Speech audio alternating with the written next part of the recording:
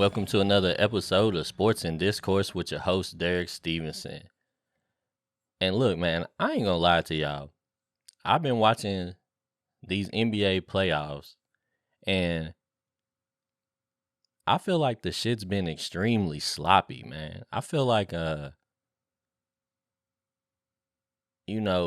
been this narrative that the NBA players today are so much better than, previous generations. There's all of this new skill level and this extreme athleticism, and a lot of the greater players from the previous generations would struggle in today's game. And you know when I'm watching the game,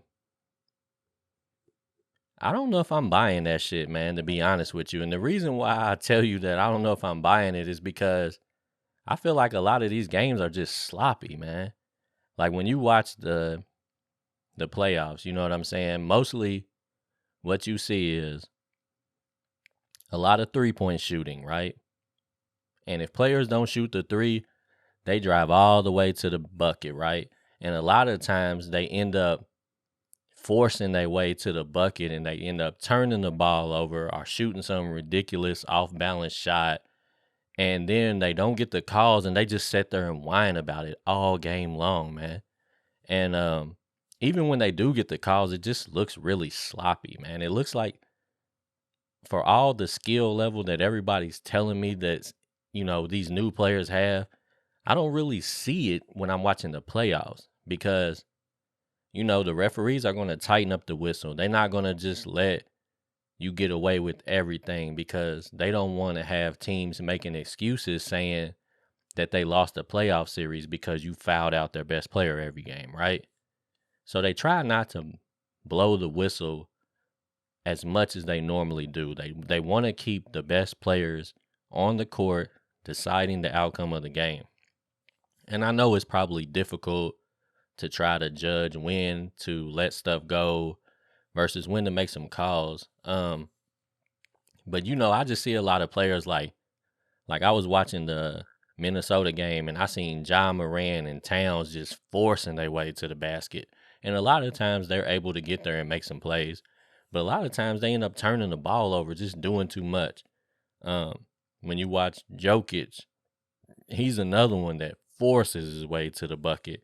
And, he's not even that athletic. So when he does all of his moves to try to get to the basket, a lot of times he's just throwing up awkward looking layups. And sometimes he gets it.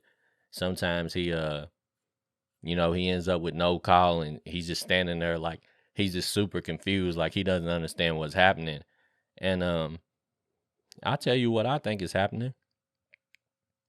Pull up for a mid-range jumper. Like every once in a while, man, just pull up for a mid-range jumper.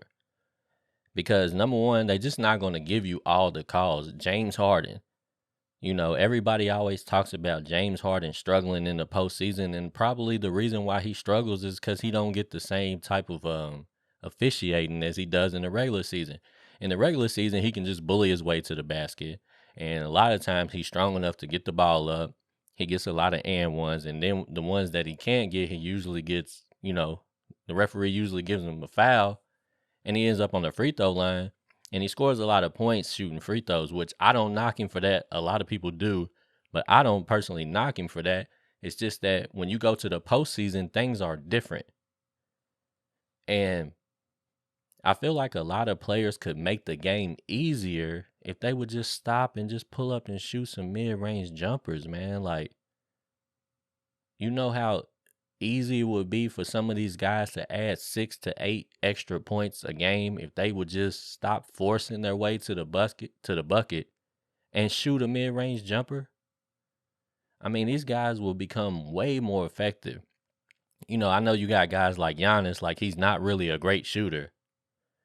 So sometimes he probably just feels like he got to force his way to the bucket. And fortunately for him, he's one of the biggest, longest athletic players in the league. He might be pound for pound, length, height, strength, athleticism. He's probably the most gifted player to be able to still force his way to the bucket. But, a couple of years ago, he was struggling in the playoffs too because of it, because he just will not shoot the mid-range jumper. So a lot of times when they close everything up on you and you forcing your way to the bucket and you not getting fouls, or even in his case, when he does get the fouls, he don't shoot good free throw percentage. You just end up hurting yourself, man. And it just kind of makes me laugh a little bit when people be like Michael Jordan would struggle in today's NBA game. I don't think he would struggle at all, because I think he would just kill teams with the mid-range jumper. I and I'm basing this off of if he kept his game the same way, right? And he didn't shoot a whole lot of 3-point shots. But if he still played the majority, of his game the way he did in the 90s, I think he would be super effective, man, because I just feel like there's so much space that's like untapped, because it's usually just 3-point or at the glass. So you got all of this in between that only a few players utilize in today's NBA game. Even centers, man, I feel like a lot of these centers, if they would just catch and shoot a lot more jump shots, mid-range jumpers, they would be a whole lot better. Like, Embiid, Jokic, they all shoot threes. Anthony Davis, all shoot threes. Then they try to dribble and make these guard moves and get all the way to the basket and end up hurting themselves and, different things like that. But I just feel like it just makes for a lot of sloppy basketball. And some of these games are difficult to watch, man, because like I said, for all of this skill and athleticism that everybody's telling me that they have, I feel like they don't utilize it, or at least I'm not seeing it, right? Yeah, a lot of the players from the older generations might have looked a lot more boring because they wasn't doing as much, but they would seem to be more consistent with what they do, right? Like if all they do is shoot open jumpers, they did it pretty well. If all they did was back to the basket, over the shoulder hook shots, they did it well. You just seem like or it just seemed to me that a lot of these older players were just way more consistently professional with how they played the game. And nowadays, it just seems like it's wildly inconsistent, right? They're like, we see a lot of players that'll come in and just explode for points. They might get 30 or 40, and then the next game, they might get 6 or 8. And that's just because I think it's just so moment to moment with some of these players, because I don't think a lot of these dudes really perfect one thing, or maybe even a couple of different things. Like they trying to do everything out there on the court. And a lot of times these guys just end up doing things that they just really not good at, or making moves that they really shouldn't be making, man. And even I'll look at some of these like superstar players like Ja Morant. Like there was a lot of times in the game where I'm looking at him and I'm looking at some of the decision making, and I'm like, that's not really high level basketball IQ. Like, but Ja is so good. He's so gifted that he can eventually like end up like last night. He ended up with, I think it might have been 27 or 30 points. It was somewhere around there. And he had like one of the most spectacular dunks I've seen in a minute. Like he literally went to the rack and body bagged somebody. And that's what he can do. Like he can do that to pretty much anybody in the league standing in front of him. He will attack them like that. And if you ain't really strong or really athletic, he's probably going to give you the business. But if you look at it, he struggled throughout most of the game. And I think it's just because, a lot of these players just don't make the greatest decisions, man. Like I said, even, not to hate on Memphis, but I feel like Minnesota folded more than Memphis came back and won. Like I think Memphis was playing bad. It's just Minnesota started to play worse. Throughout the majority of the game, they were playing better. They had built some decent sized leads for, a playoff game, 8 to 10 points. And they just folded, man. And like I said, I looked at Towns a couple times. Towns would try to force his way to the bucket. And I just feel like sometimes these players just do too much, man. And it ends up being so much like turnovers. Like it's such a fast paced game, and it's like they run and then they turn the ball over, then they running back this way, they turn the ball over, then they running and turning the ball over and shooting threes, and it just seems like the game is just really sloppy. And I'm just gonna be honest with you, man. I don't know if I can get on board with everybody saying that it's a whole lot more skill level in today's NBA. I just don't know if I see it, man. Like, yes, you have some guys that are capable of shooting threes from half court. Like, I give you that. There's a few guys that can do that.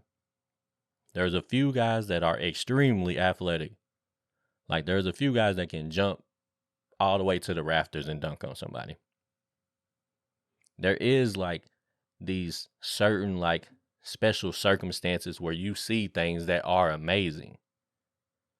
But overall, like the league from top to bottom, from best player to worst player, I don't necessarily think this is the best generation of basketball players out there, man. I see a whole lot of guys that I don't think could make rosters if they were playing in the 80s or 90s, maybe even into the early 2000s, and they played the game the way they play it now, with all of this sloppy ball handling.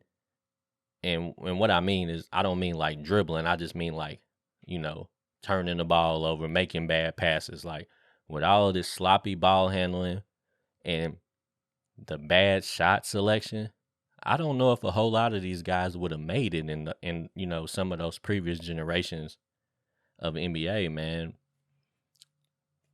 And that's just honestly, just when I watch it, do I still get entertained by it? Yeah, because you see, like, for all of that bad, for the majority of that Minnesota and Memphis game, it was bad. It was real bad. It was hard to watch. But then when you see that little moment when Ja kind of woke up, explodes to the rim and bangs on somebody, you kind of feel like, all right, it was worth watching it for that. You have a couple little moments like that, and you be like, wow, man, you just super entertained. And it might make you forget that the rest of the game was trash. So I don't know, man. That's just me, man. But maybe I'm just super biased, but when I watch a lot of this shit, man, I just ain't that impressed with it. But, you let me know, am I tweaking? Like, are y'all seeing the same things I'm seeing? Or, like, do I got the blinders on? Like, let me know what's going on. And, we'll get back at it, man. Sports and Discourse, Derek Stevenson.